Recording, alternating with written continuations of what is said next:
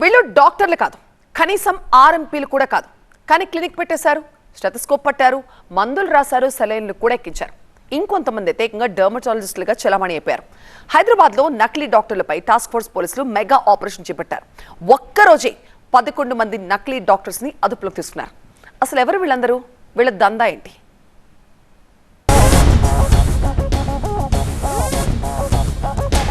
ఇన్ని రోజులు సమాజంలో తాము డాక్టర్లమంటూ దర్జాగా బతికి తలెత్తుకు తిరిగిన ఈ నకిలీలు బండారం బయటపడడంతో ఇదిగో తల దించుకున్నారు.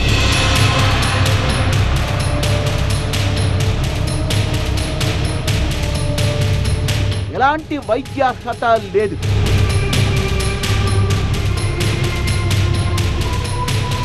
మెడికల్ కౌన్సిల్ రిజిస్ట్రేషన్ లేదు.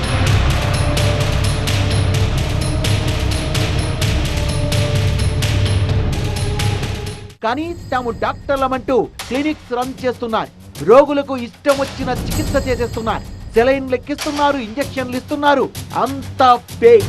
ఎక్కడో విన్నది చూసింది చేయడమే తప్ప వీళ్లకు పొట్ట కోస్తే అక్షరం ముక్క కూడా రాదు.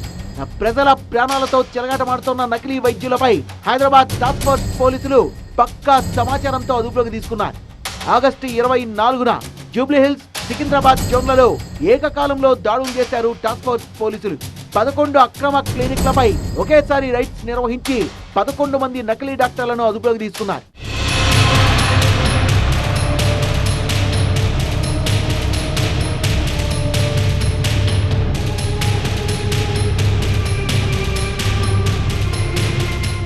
గతంలో ఎక్కడో హాస్పిటల్లో చిన్న ఉద్యోగం, అక్కడ డాక్టర్ చెప్పేవి రాసేవి నేర్చుకునేసి సొంతంగా క్లినిక్లు తెరిచారు. ఇంకొందరికైతే కేవలం పారామెడికల్ అనుభవం, ఇంకొంతమంది అయితే మెడికల్ షాపుల్లో పనిచేసి తమకు అన్ని మెడిసిన్స్ తెలుసన్నట్టుగా రోగులకు వైద్యం చేయడం మొదలుపెట్టినట్లు పోలీసులు చెప్తున్నారు.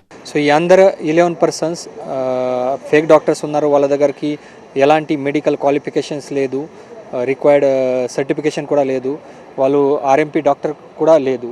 సో వాళ్ళు ప్రీవియస్గా కొంతమంది కంపౌండర్గా పని చేశారు. ఆ కంపౌండర్ జాబ్ వదిలిపెట్టి ఈ క్లినిక్ స్టార్ట్ చేశారు. ఒక ఆమె ప్రీవియస్గా 20 సంవత్సరం నర్స్గా పని చేశారు. ఆ నర్స్ పని వదిలిపెట్టి ఇక్కడ 4 ఇయర్స్ నుంచి మధురానగర్లో ఇది క్లినిక్ నడిపిస్తున్నారు.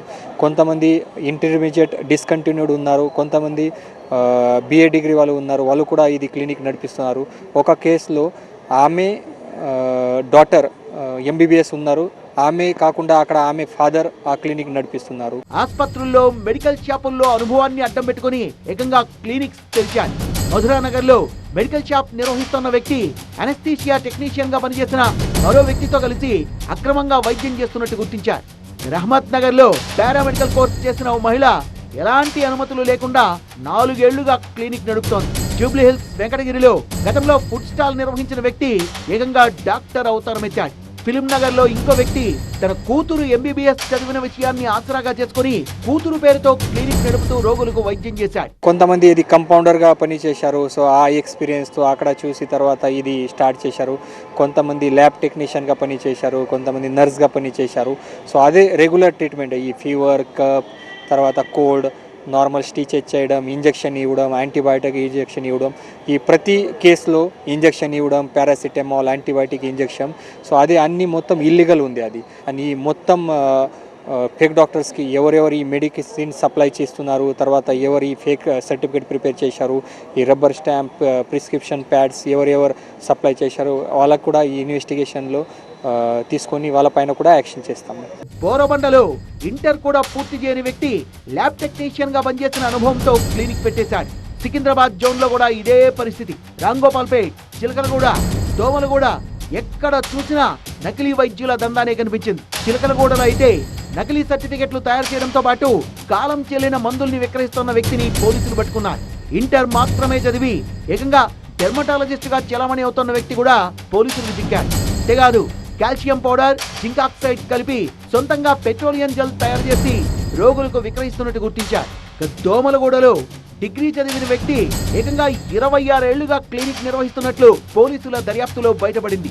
10వ తరగతి మాత్రమే చదివిన మరో వ్యక్తి చిలకలగూడలో వైద్యం చేస్తున్నాడు. ఓయూ సిటీ పరిధిలో డిగ్రీ చదివిన 2 వ్యక్తులు 15 ఏళ్లుగా క్లినిక్ నిర్వహిస్తున్నట్టు గుర్తించారు. రోజులు కాదు, నెలలు కాదు, ఏళ్ల తరబడి నకిలీ వైద్యం చేస్తున్న ఘటనలు నగరంలో చాలానే ఉన్నాయి. 3 to 4 years నుంచి ఈ క్లినిక్ నడిపిస్తున్నారు. బట్ ఒక కేసులో ఆల్మోస్ట్ 26 years నుంచి వాళ్ళు ఇక్కడ లోవర్ ట్యాంక్ బండ్ దగ్గరికి క్లినిక్ నడిపిస్తున్నారు.